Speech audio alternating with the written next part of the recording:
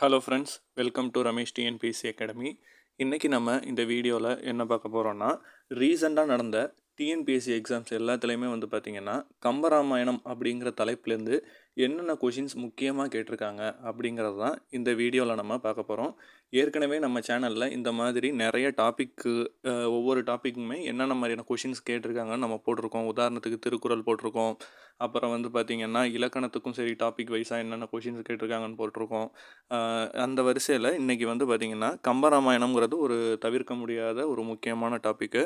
ஒரு எக்ஸாம்லேயும் கண்டிப்பாக இந்த கம்பராமாயணத்துலேருந்து 2 கொஷினாவது கேட்டுடுறாங்க.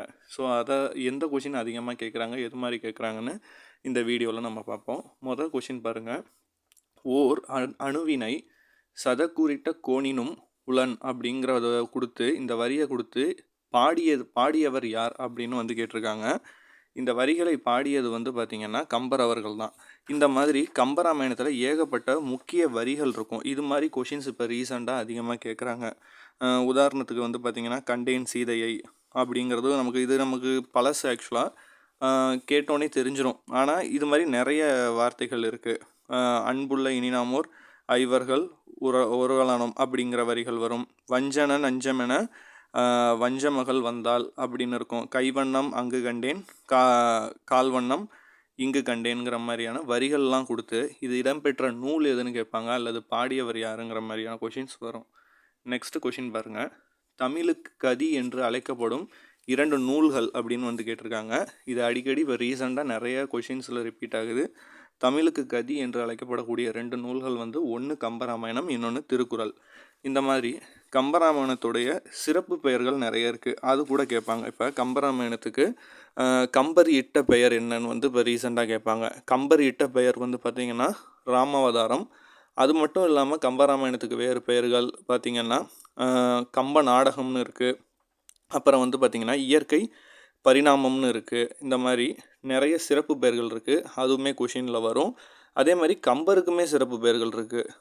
கல்வியில் பெரியவர், அப்புறம் பார்த்திங்கன்னா கவி சக்கரவர்த்தி அப்படின்னு சொல்லிட்டு நிறைய சிறப்பு பெயர்கள் இருக்குது. அதை வச்சுமே கொஷின்ஸ் கேட்பாங்க. அடுத்த கொஷின் பாருங்கள். கம்பராமாயணத்தில் அமைந்திராத காண்டம் எதுன்னு கேட்டிருக்காங்க. கம்பராமாயணத்தை பொறுத்த வரைக்கும் பார்த்திங்கன்னா 6 காண்டங்களை உடையது. சரிங்களா? 6 காண்டங்களும் ஒரு 118 படலங்களும் உள்ளது. இந்த 6 காண்டங்கள் என்னென்னு பார்த்திங்கன்னா பாலகாண்டம், அயோத்தியா காண்டம், ஆரண்ய காண்டம், கிட்கிந்தா காண்டம், சுந்தர காண்டம், யுத்த காண்டம். இந்த வரிசையிலே நீங்கள் ஞாபகம் வச்சுங்க. ஏன்னா இதில் 3வது காண்டம் எது, 4வது காண்டம் எதுன்னு கொஷின்ஸ்லாம் வரும். இந்த வரிசையில் மதுரை காண்டம்ங்கிறது தான் இதில் கிடையாது. அது சிலப்பதிகாரம், அதில் வரக்கூடியவை. அதனால் அது ஒன்று தான் இதில் வராத ஒன்று. அடுத்த கொஷின் பாருங்கள். இந்த மாதிரி வரிகள் கொடுத்து தான் முக்கியமாக கேட்பாங்க. துன்பம் உண்டாயினும் அதனை எடுத்த இன்பமும் தோன்றுவது இயற்கை அப்படின்னு பொருள் தரும் வரிகள் அமைந்த நூல் எதுன்னு கேட்டிருக்காங்க. இப்போ ரீசெண்டாக இந்த மாதிரி வரிகள் கொடுத்து அதில் தான் கேட்குறாங்க. இந்த மாதிரி வரிகள், இந்த மாதிரி அர்த்தம் உள்ள வரிகள் பார்த்திங்கன்னா கம்பராமாயணத்தில் தான் இடம்பெற்றிருக்கு. சரிங்களா? கம்பராமாயணத்தில் தான் இடம்பெற்றிருக்கு. இந்த மாதிரி நிறைய முக்கியமான கொஷின்ஸ்லாம் கேட்குறாங்க இப்போ ரீசெண்டாக. அடுத்து பாருங்கள். அன்புள்ள இனி நாம் ஓர் ஐவர்கள் ஒரலானோம். இது யாரிடம் கூறியதுன்னு கேட்குறாங்க. இதை பார்த்திங்கன்னா கூறியது பார்த்திங்கன்னா ராமன் குகனிடம் கூறியிருப்பார். சரிங்களா? யார்கிட்ட கூறியிருப்பாங்கன்னா ராமன் அவர்கள் குகனிடம் கூறியிருப்பாங்க. அடுத்த கொஷின் பாருங்கள். கம்பராமாயணத்தில் சுந்தரகாண்டம் எத்தனாவது காண்டம்னு கேட்டிருக்காங்க. இப்போ தான் சொன்னேன். பாலகாண்டம், அயோத்தியா காண்டம், ஆரண்ய காண்டம், கிட்கிந்தா காண்டம், சுந்தரகாண்டம். சுந்தரகாண்டம் 5வதாக வரும். சரிங்களா? 7ஆம் காண்டம்னு ஒன்று இருக்குது. அது என்னான்னு பார்த்திங்கன்னா 7ஆம் காண்டம்னு ஒட்டக்கூத்தர் அவர்கள் பார்த்திங்கன்னா பாடிய உத்தர காண்டத்தை தான் 7வது காண்டம் அப்படின்னு சொல்லுவாங்க. சரிங்களா? கம்பர் அதே மாதிரி தன்னை ஆதரித்த சடையப்ப வள்ளலுக்கு 1000 பாடல்களுக்கு ஒரு முறை அவரை புகழ்ந்து பாடியிருப்பார். இந்த மாதிரியான குறிப்புகளை நீங்கள் பார்த்துக்கணும். அடுத்து பாருங்கள். என்றுமுல தென்தமிழ் அப்படின்னு குறிப்பிட்டது யாருன்னு கேட்டிருக்காங்க. இதுவுமே பார்த்திங்கன்னா கம்பர் அவர்கள் தான். இந்த மாதிரி குறிப்புகளை கொடுத்து ரீசெண்டாக நிறைய கொஷின்ஸ் வருது. அதெல்லாமே நீங்கள் பார்த்துக்கோங்க. அடுத்து பாருங்கள். துடியன் நாயனன் தோல் செருப்பு ஆர்த்தார் போல் அடியன் அல் செறிந்தனன்ன நிறத்தான் அப்படின்னு சொல்லியிருக்காங்க. இது யாரை குறிக்கும் அப்படின்னு கேட்டிருக்காங்க. இது குகனை குறிக்கும்.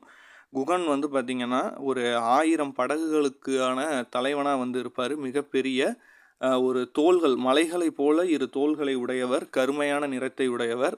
அது மட்டும் இல்லாம ராமருக்கு வந்து பார்த்தீங்கன்னா, தேனும் மீனையும் வந்து அளித்திருப்பார். இந்த மாதிரியான நெறைய குறிப்புகள் இருக்கு. ஒவ்வொருத்தருக்கும் ஒரு குறிப்புகள் இருக்கு.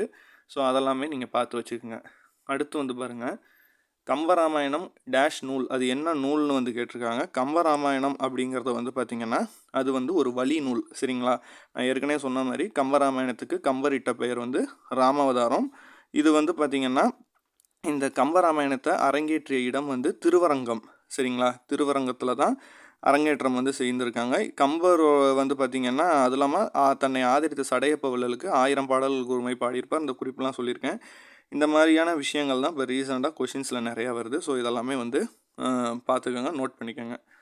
அடுத்த கொஷின் பாருங்கள். காயும் வில்லினன் கல்திரள் தோழினன் அப்படின்னு வந்து போற்றப்படுபவர் யார் அப்படின்னு வந்து கேட்டிருக்காங்க. இதுவுமே வந்து பார்த்திங்கன்னா குகனை தான் குறிக்கும். குகனை தான் வந்து அப்படி போற்றி பாடியிருக்காங்க. நான் ஏற்கனவே சொன்னது போல் 1000 படகுகளுக்கு தலைவன், அதே மாதிரி மலை போன்ற தோள்களை உடையவர், அதே மாதிரி எப்படின்னா வில்லாளன். சரிங்களா? இந்த மாதிரி நிறைய முக்கிய சிறப்புகள் அவருக்கு இருக்குது. ஸோ இதெல்லாம் நோட் பண்ணிக்கோங்க. அடுத்து வந்து பாருங்கள், இந்த மாதிரி கூற்றுகள் கொடுத்தோம், அதில் எது சரி தவறும்பாங்க. ஃபஸ்ட்டு பாருங்கள், கம்பர் தேரளந்தூரில் பிறந்தார் அப்படின்னு வந்து கொடுத்துருக்காங்க.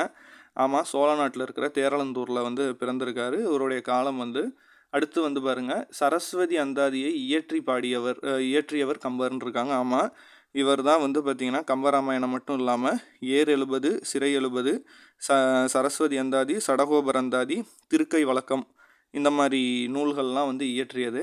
இவருடைய காலம் கிபி 12ஆம் நூற்றாண்டு, 2ஆம் குலோத்துங்க காலத்தில் வந்து வாழ்ந்தவர். ஆனால் இவரை ஆதரித்த வள்ளல் வந்து சீதகாதின்னு கொடுத்துருக்காங்க, அது தவறு. இவரை ஆதரித்தவர் வந்து சடையப்ப வள்ளல். அப்போ அந்த 2வது கூற்று மட்டும் தவறு. இந்த மாதிரி கொடுப்பாங்க. அதே மாதிரி ஏர் எழுபதும் திருக்கை வழக்கமும் உளவு பற்றி வந்து பாடுவது, இந்த மாதிரியான குறிப்புகள்லாம் பார்த்துக்கோங்க. அடுத்த கொஷின் பாருங்கள். உழவர் ஏரடிக்கும் சிறுகோலே அரசனது செங்கோலை நடத்தும் கோல் அப்படின்னு குறிப்பிட்டது யாருன்னு வந்து கேட்டிருக்காங்க. அப்படி குறிப்பிட்டதும் வந்து பார்த்திங்கன்னா கம்பர் அவர்கள் தான். அதே மாதிரி அறுவை மருத்துவத்தை பற்றி கூறக்கூடிய ஒரே நூல் வந்து பார்த்திங்கன்னா முதல் நூல்னு கூட சொல்லலாம். இந்த நூல் தான், அறுவை மருத்துவத்தை பற்றி கூறக்கூடிய முதல் நூல் வந்து கம்பராமாயணம் தான். அடுத்து வந்து பாருங்கள், உடம்பிடை தோன்றிய நன்றென் அறுத்ததன் உதிரம் ஊற்றி அடல் உரச்சூற்று வேர் மருந்தினான் துயரம் தீர்வர் அப்படிங்கிற தொடரையும் வந்து கூறியது யாருன்னா அதுவும் கம்பர் அவர்கள் தான். இப்போ நிறைய வரிகளை கொடுத்து அதை கூறியது யாருன்னு தான் கொஷின்ஸ் இருக்குது. ஸோ இந்த மாதிரி கவனமாக படிங்க. அடுத்து வந்து பாருங்கள், ஏர் 70 11 கீழ்கணக்கு நூல்கள் ஒன்றுன்னு முதல் கூற்று கொடுத்துருக்காங்க, தவறு. ஏன்னா 11 கீழ்கணக்கு நூல்களில் வர்றது நமக்கு தெரியும். திருக்குறள், நாலடியார், அப்புறம் வந்து பார்த்திங்கன்னா ஏலாதி, சிறுபஞ்சமூலம், இந்த மாதிரி நம்ம ஏற்கனவே அதுக்கு பிளேலிஸ்ட் போட்டிருக்கோம். ஃப்ரீயாக இருக்கவங்க செக் பண்ணி பாருங்கள். ஏர் 70 11 கீழ்கணக்கு நூல்களில் கிடையாது, அது தவறு. ஆனால் ஏர் 70 பாடியது கம்பருங்கிறது சரி. அது மட்டும் இல்லாமல் இந்த மாதிரி மேற்கோள்கள் அடுத்த கொஷினில் இருக்க மாதிரி கொடுப்பாங்க, பாராட்டி அதெல்லாம் கொடுத்துருப்பாங்க.